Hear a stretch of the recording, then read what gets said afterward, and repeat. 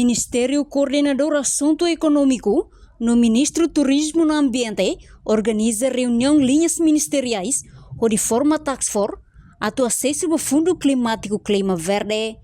Secretário de Estado Floresta Fernandino Vera representa no governo constitucional a abertura reunião coletiva linhas ministeriais e edifício Ministério da Agricultura, Pesca, Pecuária na Floresta como Hodi.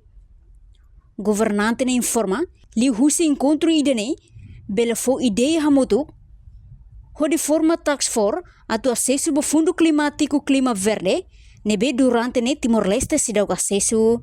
No ato acesso ao fundo refere, Timor-Leste precisa Priense Kriteria Lubuk, inclui Tenke retan acreditação husi parceiro internacional sira. Ministério da Agricultura, Pecuária, Pesca e Floresta e Rauma que representa a instituição Hutu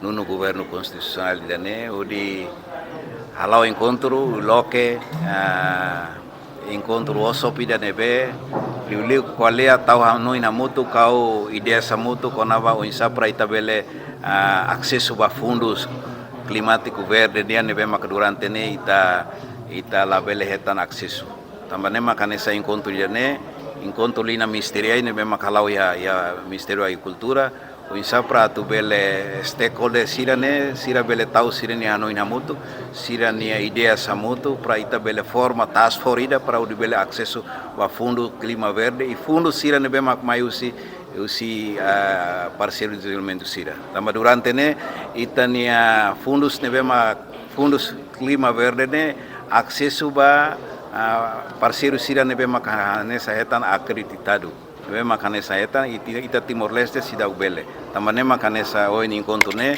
para reportagem Fifanya de Carvalho, televisão Timor Post. Janela informação ba emogoto. Atua tem informação atual dia kliu. Kita haluha.